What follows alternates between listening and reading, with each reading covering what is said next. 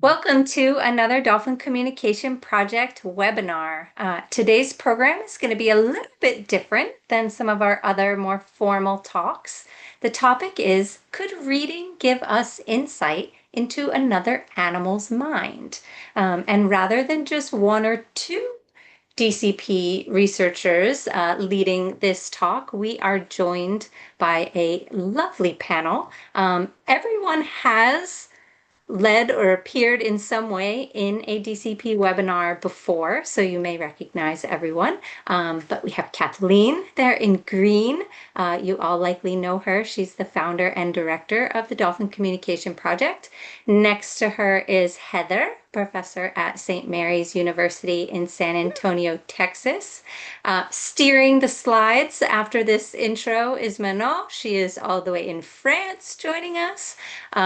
Well, I guess I don't know where people's videos are, but Deirdre is joining us from Connecticut. She is a professor at Sacred Heart University. And then you'll periodically hear a bodiless voice. That is Terry down in Honduras. She is at the Roatan Institute for Marine Sciences. And as usual, this is being recorded. So if you're listening live, go ahead, keep your videos off, and then use the chat function to submit any questions as we go. And yeah, it's going to be a really great talk. So with that, I'm going to pass the screen over to you, Menno. And while she's pulling up her screen, anyone who just joined, you're muted on purpose. So go ahead and just add any questions or comments to the chat as we go. All right. Who wants to Yay. start? Do you want to start? Well, thank you for this is, as Kel mentioned, this is a departure from our typical webinars because we've all of us that will be presenting have worked on this project, which is one of the cognitive studies that we have ongoing to look into dolphins' minds or, another animal's minds.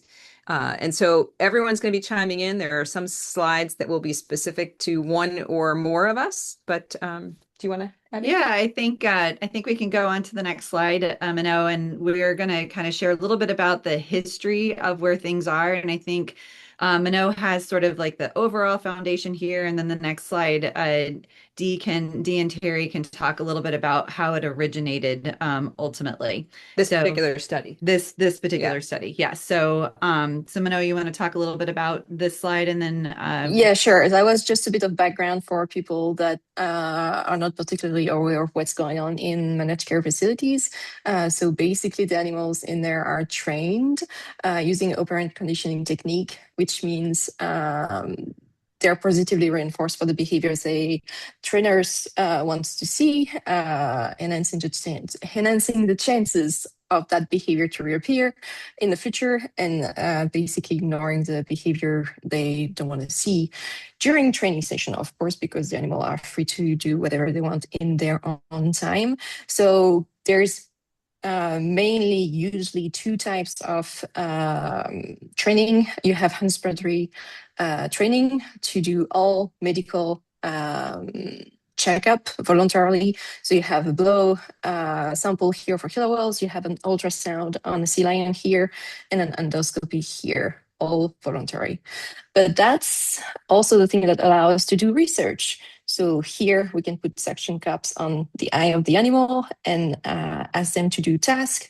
So that's a harbor purpose. And here we have the killer whales at Marineland, and that's actually the CREATE study, where we ask animals to just do the behavior they want.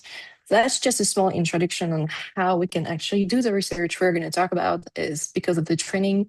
And maybe Terry wants to add something to this. Yeah, There's a trainer in here.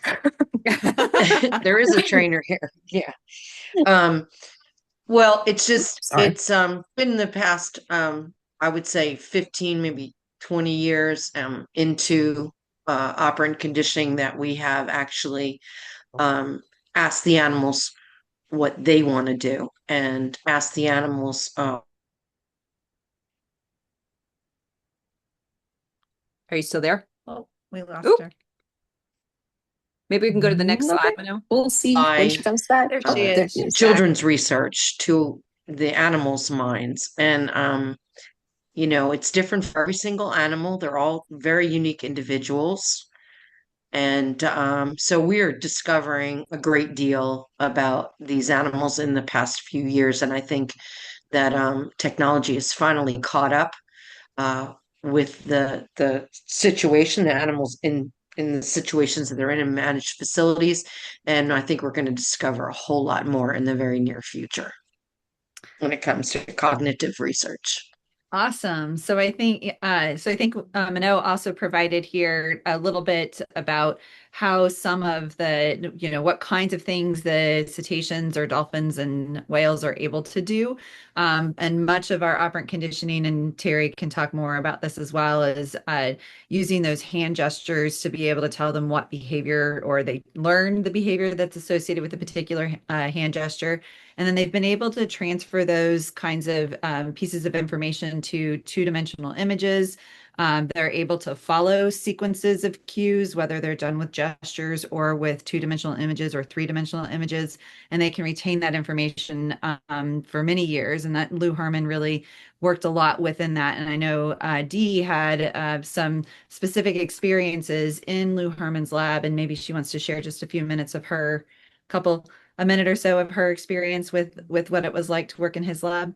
Sure. Yeah. So when I was there for about 9 months. I did like an internship before my PhD work, and they had symbols like hand gestures, like you mentioned, but also acoustic symbols to mean like certain words or actions, as well as different objects that were meaning something, right? So the language studies probably are the most familiar, which is where this originated, this concept, this reading study. Out of those language learning studies, they were very similar to those with great apes, maybe looking at the, lexicons and symbols and what they mean. And then what made it pretty unique at Koala Basin Marine Mammal Lab is then they changed up the quote word order, or the order of the symbols, so that the dolphin would perform different tasks. So they understood the quote sentence if they were able to perform a different group of behaviors. So I always tell my students, like, the grammar matters. Like when you say, dog bites man means something different than man bites dog. That's what they did in the lab there. They trained, hoop, basket, fetch meant something opposite to basket, hoop, fetch. In one case, you're bringing the basket to the hoop. In the other case, you're bringing the hoop to the basket. So that's kind of the simplistic version of understanding that like language concept of grammar that originated in Koala Basin Marine Mammal Lab. This kind of, you want to go ahead, Terry? No, go ahead. Keep going, Dee. Okay. I was just going to say how when I was a grad student, we kind of worked with Dr. Stan Kuchai, who kind of originated this concept of what would happen with this reading idea if we randomly showed, all of these symbols at the same time. Correct. Okay. Am I jumping ahead? No, you're doing Just great. a bit, but Okay. that's fine. It's coming. It's Yeah, coming. good. Perfect. Okay, so yeah, we knew that if we showed them in a certain order, the dolphins were able to comprehend the different quote sentences, and the concept we were looking at was, would they be able to? Yes, I was going to say marine life was where we originated. We piloted this. We were trying to figure out if we showed these symbols, what would happen if they learned the concept to each symbol, like a behavior, and then we showed them all at the same time.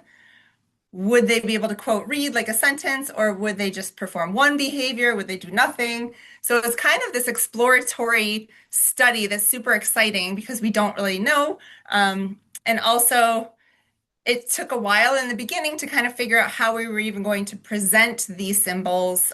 We came up with the idea with the like cutting boards. So you'll probably see how it's being presented today now that we're actually collecting data. And yeah, Koala Base, or at Marine Life Park in Gulfport, Mississippi. That study kind of fizzled right after Katrina. Katrina. Yeah. So, Yeah. yep. And Yeah. originally, this was actually Dr. Lauren Heifels' original thesis project idea when she was a grad student. And so she was working on this, but unfortunately, Hurricane Katrina switched her project idea. She worked instead on personality with dolphins.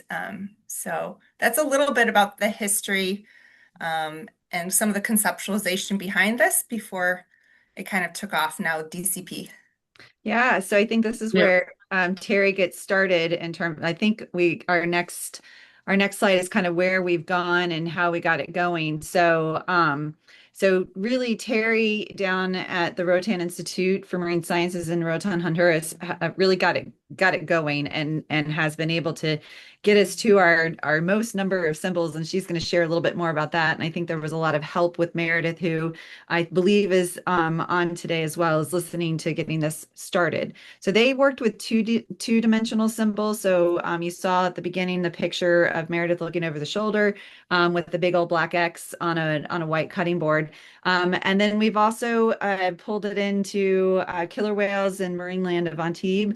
And they happen to have started something similar, just completely randomly, of pairing a three-dimensional object with a random object with a particular behavior. And that's sort of the key element first, is they have to learn how to do that initially.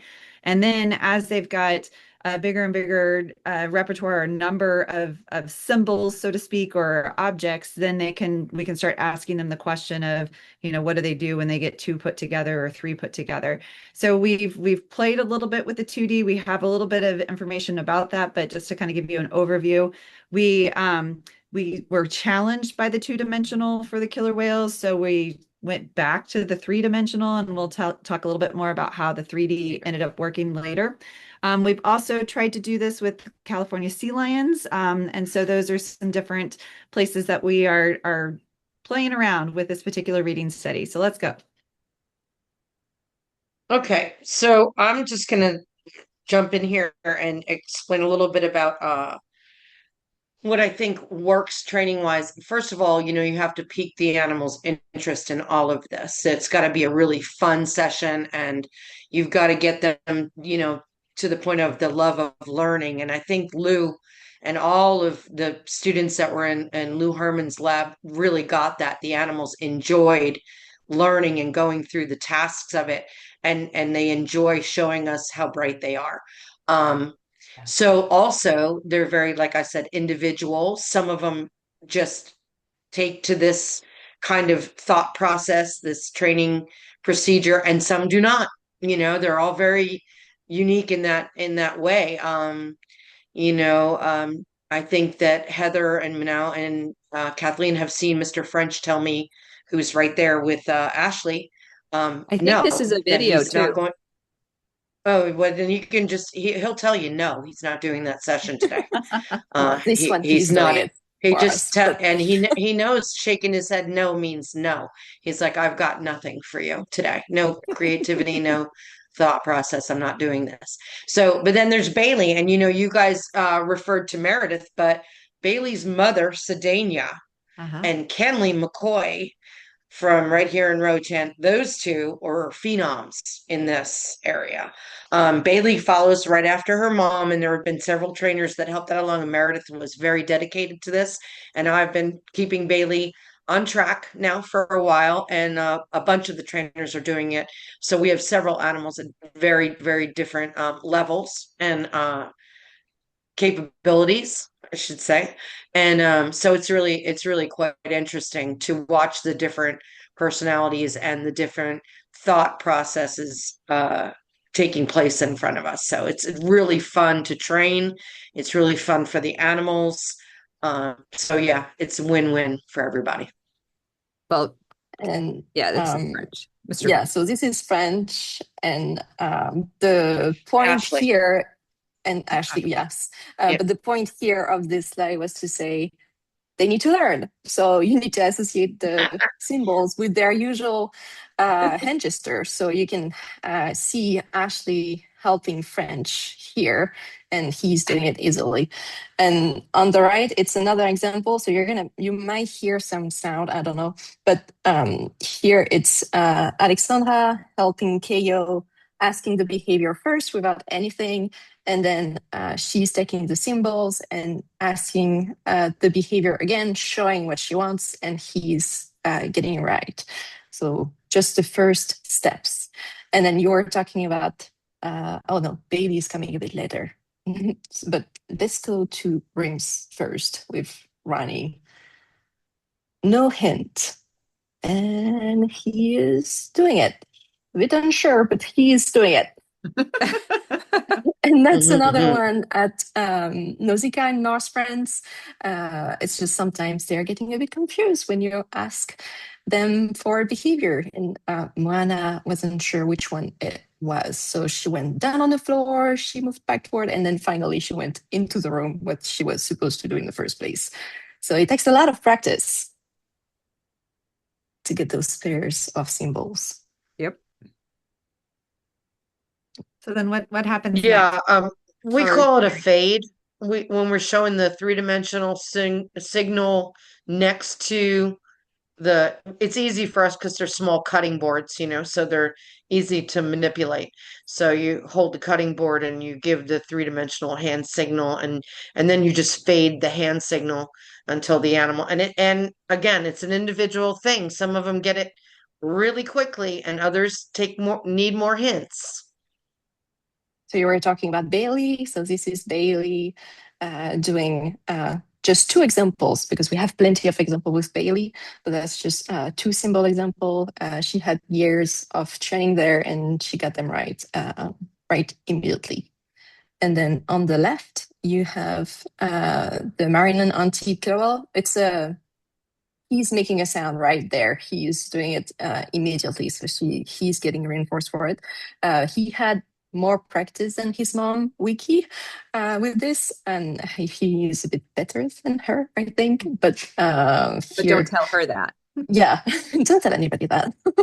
But yeah, he's doing it immediately here. So with practice, they are getting better and better, and that's when you get to the next step, which is reliability test, because we need to know when we can actually do the real tasting after. Well, I want to jump in here too, and just to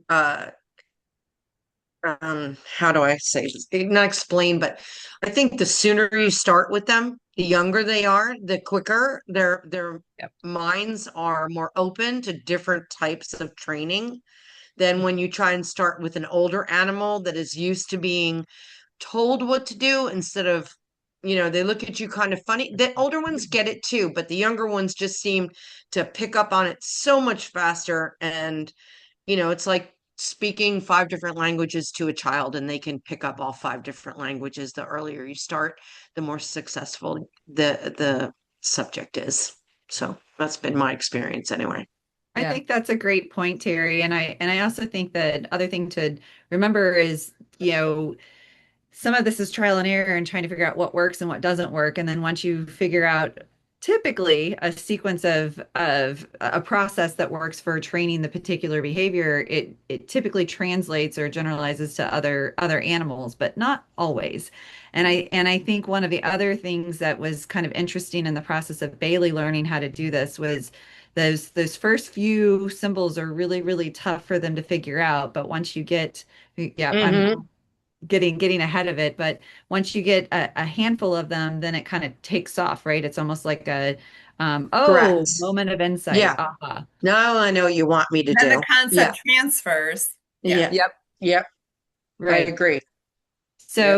So one of our goals, right, is as the animals acquire the pairings between the symbol, whether it's a 3-dimensional or a 2-dimensional symbol, and the behavior they're supposed to produce when it's exchanged, is we want to make sure, just like in any cognitive testing, we want to make sure that they really get it and that they're not following some kind of random rule or some sort of thing that's happening. So here's a series of pre-tests where she's just getting tested on the symbols, and the goal is she should be at least 8 out of 10, 80% roughly, each time she gets, through a session like this. So you can see she got the first 2, missed the third one, got the fourth one in this particular sequence that we're showing.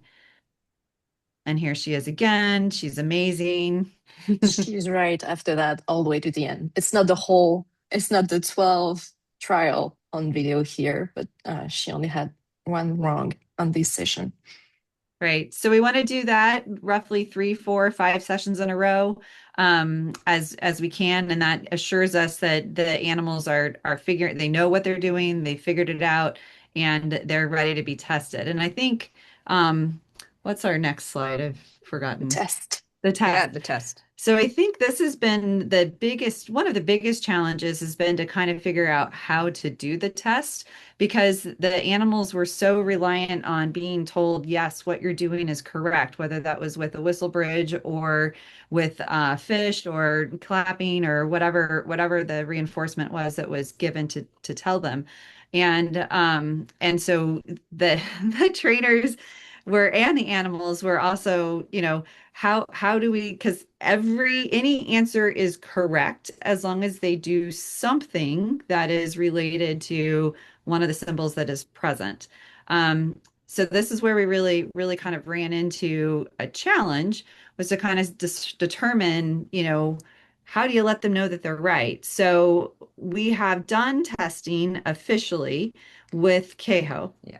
One killer whale with a three-dimensional objects. And so here's a video right now that is being played. And so he had three-dimensional objects that were associated with different behaviors. And that was an example in which he was given 2 items, and then he had to perform something. Now, it doesn't matter what he performs as long as it's one of the behaviors associated with each one of those symbols. And this is the question, right? Do they perform 1, as Dee had mentioned? Do they perform 2? Do they perform 3? Are they performing them in sequence? Do they perform them at the same time? Right. And so when we initially tested it with Keho, we actually intermixed single presentations with double presentations, just so that he could be reinforced as it was happening. We also did not just side-by-side presentations where we balanced right and left side. We also did top and bottom presentations to say, well, maybe they do something a little differently. And so maybe they perceive it based on the top versus the bottom. And we actually got some pretty interesting results with this particular experimental setup and design, which has been cool. And we needed to get to the reliability before we present multiple symbols at the same time. And so that's what we're working on with some of the other animals. And because Stephen and Keho had worked on this for a while, we had those 3 reliably, those 3 presentations, and now he's added a 4th. And so hopefully we'll be able to do this with 4 symbols and look at that in the near future as well.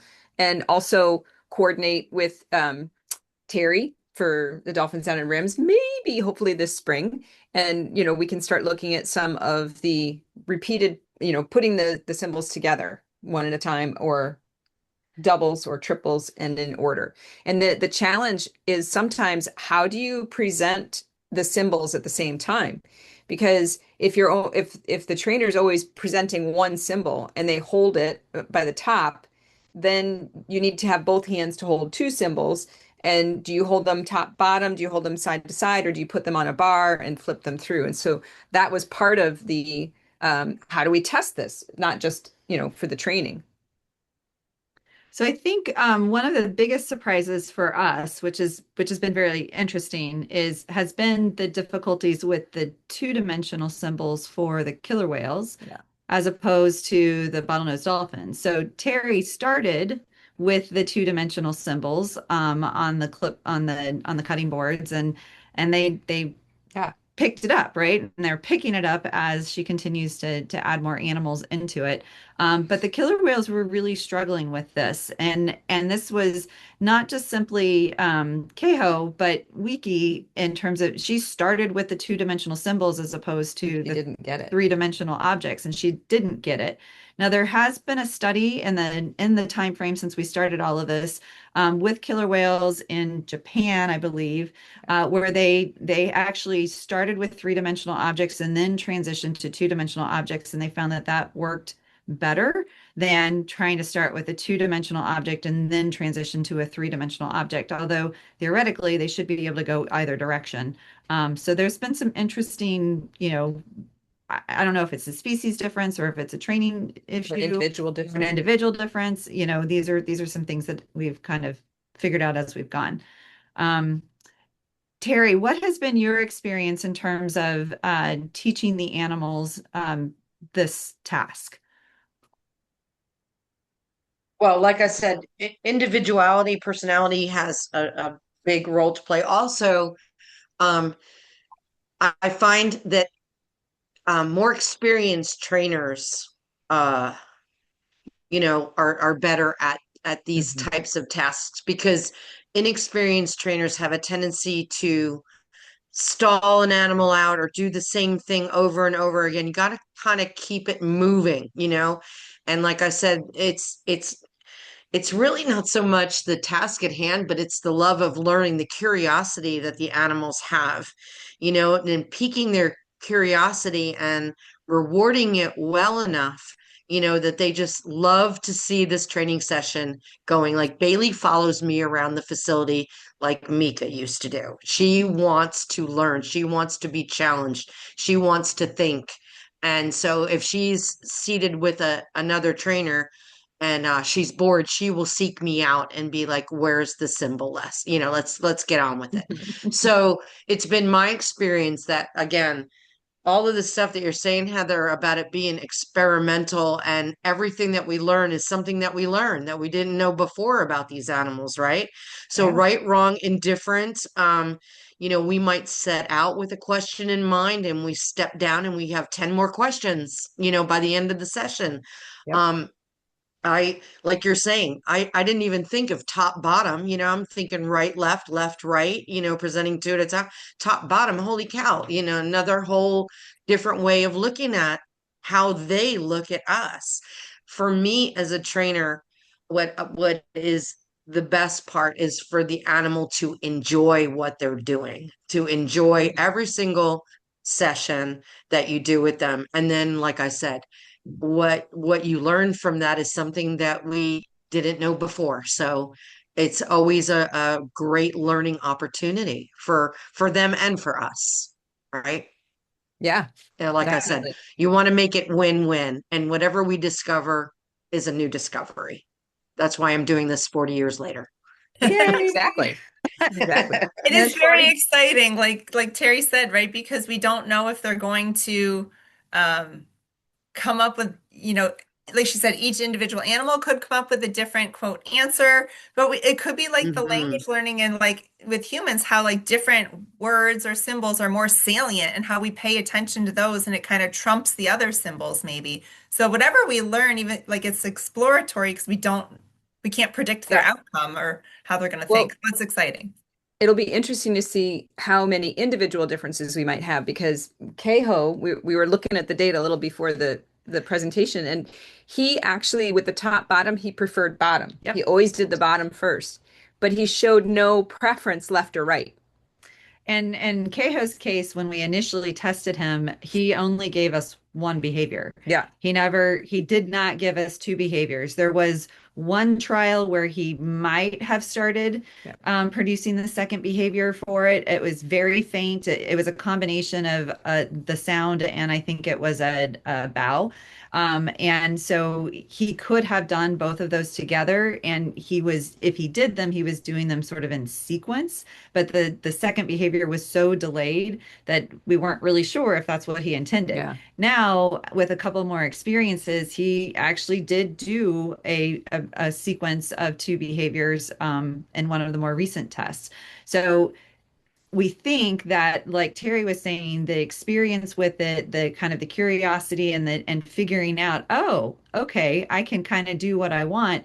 Really kind of again, and even in the reading context, it kind of reminds me of the innovate context in which, the animals figure out eventually that they're supposed to do something different. And then the more and more practice they get with it and experience they get with it, the more creative they've gotten. And I think that's been we were actually chatting a little bit about that with Terry beforehand, is that some of the animals that we had tested initially, 4 years ago now at this particular point, maybe even 5 years ago for some of them.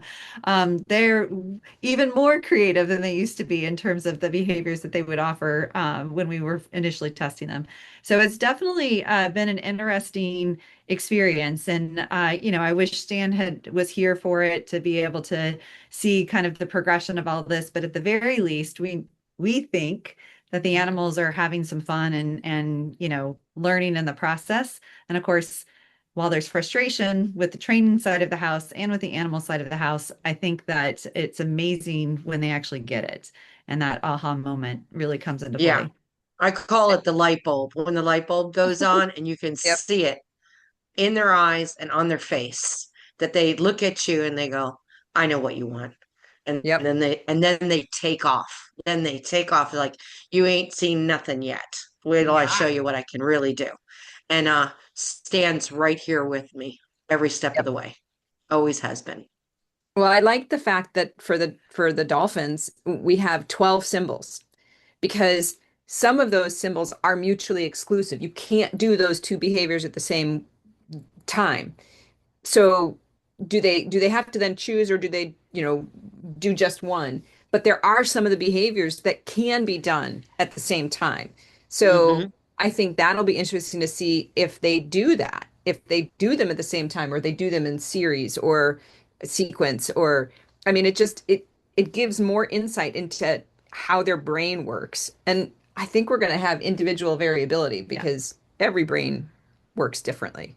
Well, and I think there Right. will also be some differences based on their training experience, Mhm. right? So if you have animals that are used to putting combinations of behaviors together because they've learned that kind of like what Dee talked about at the beginning in Lou Herman's lab, where the sequence mattered. So if I put one cue together, put one cue, then a second cue, then a third cue, and then I go tell my animal, go do all that together. Depending on the training experience, some of those animals may say, oh, I should combine those behaviors, or oh, I should do them in the order in which they were given to me. And I think those sorts of things may also come into play depending on how many animals we ultimately get to play with us on this task. Yeah. Yeah, I agree, Heather. It's almost like I always refer to Phoenix and Akea Kamai as like they were taught to problem solve, Right. right? Mhm. They just their whole mindset, they raced into that pool and they're like, okay, ask me a question, right? Because they wanted to give you an answer. You're right about the approach to uh how they've been trained. Again, refers back to what I'm saying about younger animals Yeah. being Yep. able to learn in different modalities, right? Is that's a proper word? I don't know. But Right. the sooner you introduce them into different ways of thinking, not only do what I'm asking you to do with a hand signal, but hey, show me something that you want to do on your own, and the sooner you start that and like I said, they have that light bulb or the aha moment, and then everybody just takes off from there. It's really very exciting and really fun to do. Yeah. So as Kathleen mentioned, we are coming down to Roatan in May for another fun field course with St. Mary's University. And if we're ready for Bailey, we're ready for Bailey. So that We're that would be ready. one. Bailey's Yay! ready. Yeah. That'd be one thing for, I know my students I would love to see, but I'd love for my students to be able to see as well as along with all the other fun Yeah. things that you're going to share with them while we're down there. Right. Right. And then obviously with the killer whales, we are working with Keho of trying to see what he does with the four symbols. Now that he's sort of been tested with the three symbols, let's see what happens with the fourth adding in. So hopefully we'll get that in. And Wiki is still trying to figure out how to learn it. So speaking of the process of old versus young, right? Yep. She's quite the intelligent whale in many ways, but she's definitely been challenged in this particular part, but hopefully she figures it out. And then our little sea lions up in Nausicaa and in We're France. just getting started. Yeah. Yep. That's going to be a long process, but we have a long list of behavior for individual participating. The two on the picture there, and then two other female. It's been entertaining because they weren't paying that much attention to the symbols first, just seeing the panel coming up. Yep. And then started to pay a bit more attention to what was on those panels. So we're going to get there. It's going to take a bit of time, as it took for the dolphins. Yeah, and Yeah. I think it helps us remember, we really don't know how they perceive visual stimuli. So one of the big questions that we've had about creating these various stimuli is, how do they learn the differences between a big black X and a big, black square versus a note, right? And that has been I don't know how much it's affected the study. They obviously do learn how to discriminate between those different patterns, which are meaningful to us, but not so meaningful perhaps to them. But it has been one of those really interesting pieces that, we're sort of working in the dark in terms of what is easily discriminated by these animals. But this is also Lauren couldn't be with us today, and she was, part of the beginning of this. But she's starting this with dogs. Yeah. She's trying to put in the reading study with dogs, which I think for some has been a challenge, and for others not so much. I mean, we have 2 beagles, and I think if I tried to teach them some of this, I think that as long as I paid Baloo for every single thing that she did, she might get the idea of it.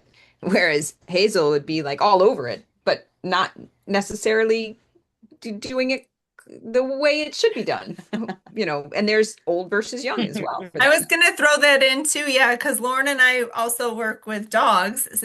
And so the participants that we have are training their own dogs at home. So if anyone watching this has dogs and they want to participate, it's like citizen science. So we send the symbols in the mail, and we help you from afar train your dog on 3 symbols.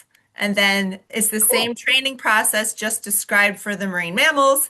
But then the testing phase is video recorded and sent to us. So it's the same idea with presenting the 3 symbols simultaneously after they understand each symbol means a different behavior. So if you're interested, contact Lauren or myself, and we will get you into the program because we're looking for more participants on the dog side. Cool. Terry, do you That have is any? cool. Yeah, do you have any last things to say or share, Terry? No, I think this has been great. I hope that the people listening, I hope there's more marine mammal trainers out there listening so they can incorporate this really fun research-based training so the public can really see that we're working hard to enrich these animals' lives and learn everything that we can possibly learn. And yeah, that's it. Just keep training. Keep training. Yeah. I love it. Any other last thoughts, Dee or Mano? No, see you in a few years for the result with the sea lions. Yeah. And the dolphins. Few Also, years. if we do the Manel, tasting. I give you 6 months. Manel, I'm giving you For the 6 sea lions, months. yeah, Get I'm on not it. training them.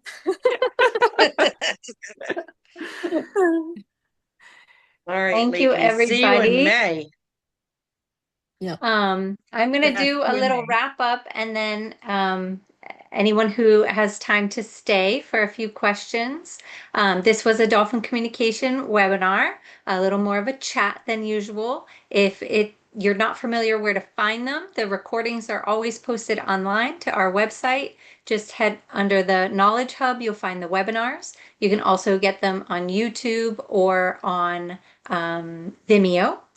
And then this was a deep dive, though it didn't have that much technical. I don't think we talked about statistics at all. Our other deep dives, if you listen, don't shy away from technical aspects. And then we also have dolphin lessons that are shorter with younger students and the young at heart in mind. And if you've listened to all of our webinars and you still need more, you can listen to our podcast, The Dolphin Pod, also on the DCP website or wherever you get your podcasts. And of course, we want to thank all of our supporters who make this happen, our collaborators on this study, but also DCP donors, EcoTour participants, people who buy fun shirts, and thank things like that. And then everyone who stays in touch. So email us, check out new resources on our website, our social media posts, share information.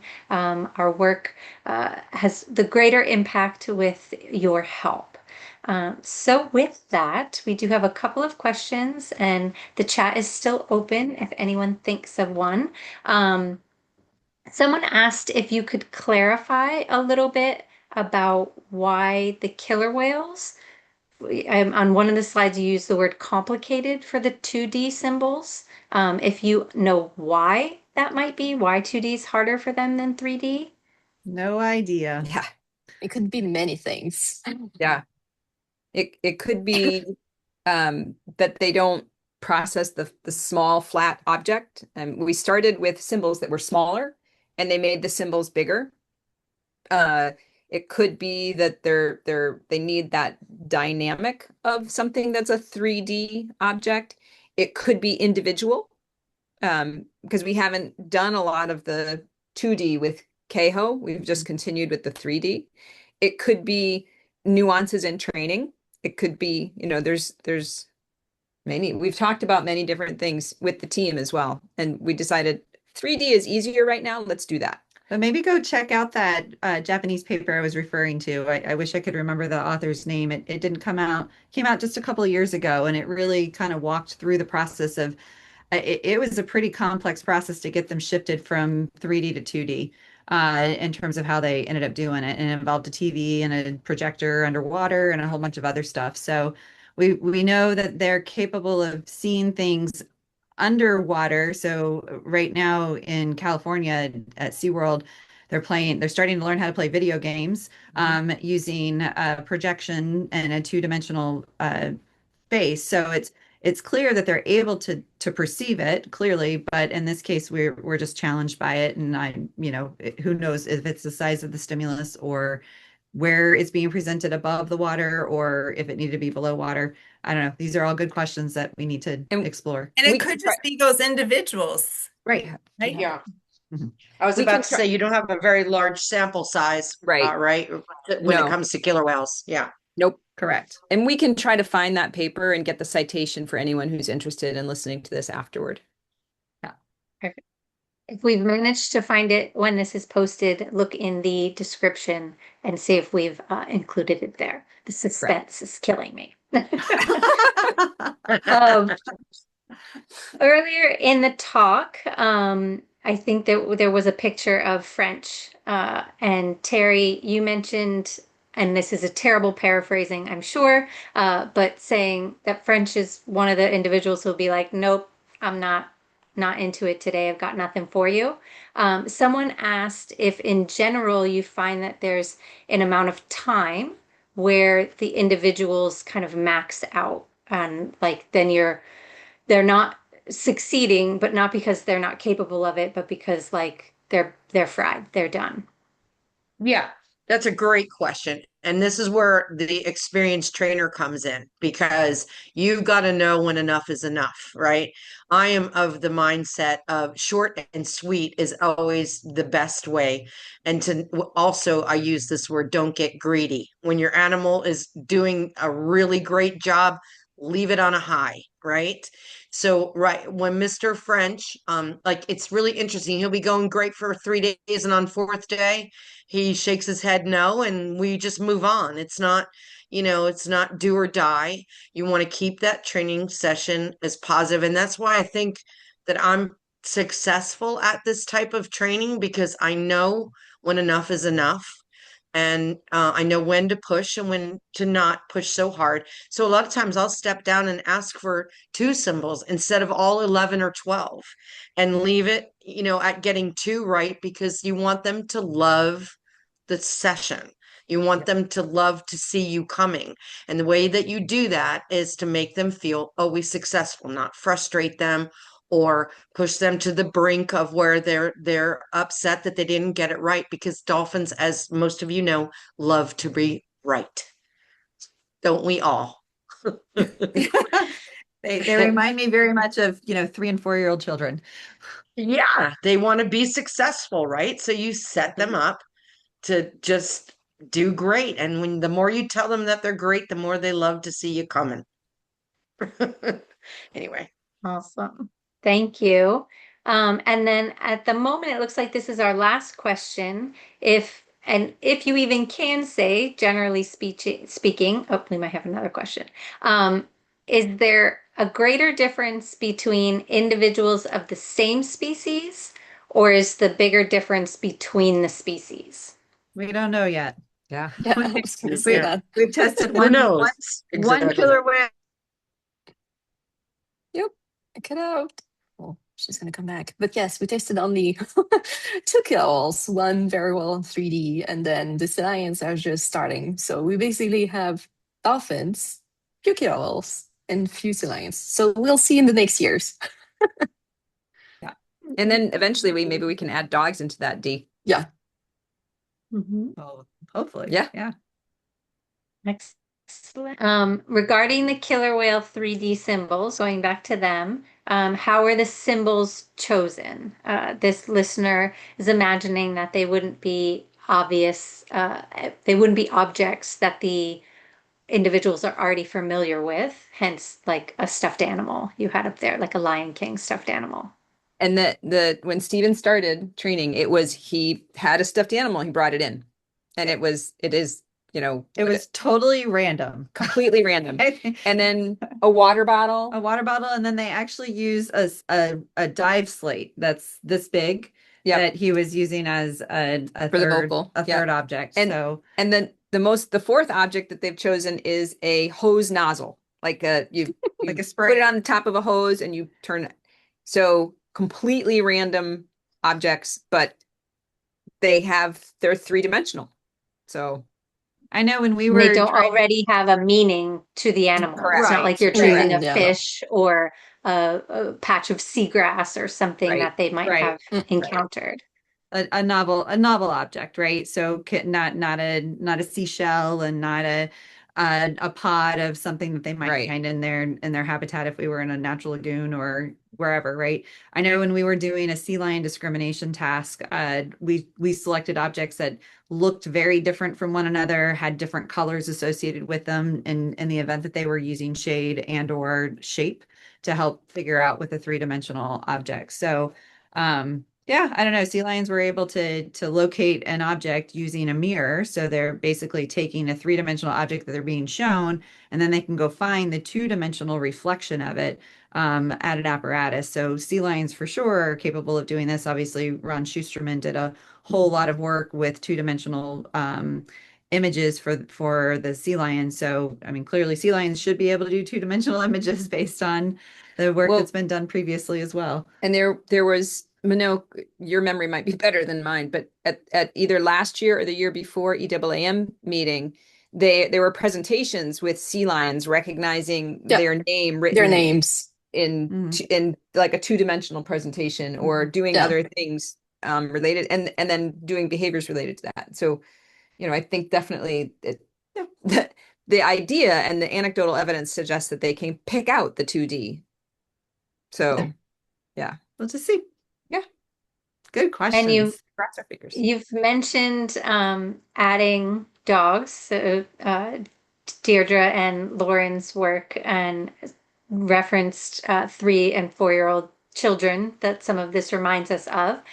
This question is, has this been tested with children in the similar manner for comparison? Don't know. No, I don't think so. But we did do the creativity task with children in hopes that it could be used for nonverbal children or delayed language learning children. So this would be an interesting idea to apply to very young children or maybe language delayed children. I'll have to ask our developmental. Yeah, Dr. Dawn Meltzer. We'll need to get her in on this topic ASAP so we can see just how quickly 3 and 4-year-old children figure out a task like this. Yeah, that's a cool idea. What behaviors will you teach them, though? Spin in a circle. Yeah. Jump up and down like a pogo stick. Touch your nose. Touch your nose. Yeah. Well, you know how children as young as like 9 months old can use the sign language. Yep. My nephew did it when before he was able to speak, he would say more or Yep. please or I'm hungry or socks on, socks off, that kind of stuff. So theoretically, I think, they Very would be young able children. to do this as well. Yep. Ooh, a 9-month-old. Good Oh idea. my goodness, 9 months Carrie. old. We were communicating with my nephew Noah Turner at 9 months old, and he would tell you whether he was hungry or he was finished with his meal or he wanted more, and he would say please and thank you. It was pretty amazing. My sister-in-law was amazing at that. Yeah. Awesome. Well, Cool. on that note, Yeah. you're all amazing researchers, and thank you for the work you do and for taking the time out of your days to share it so that we can get this information out to more people so people know what is going on and how the scientific method works and all of its messiness sometimes, slowness, but it's very, very cool stuff. So thank you all very much. Thank you. Thank you. It's been a Thank you. pleasure. Thank you. It's great to see you all. Yeah. Yay. Yay.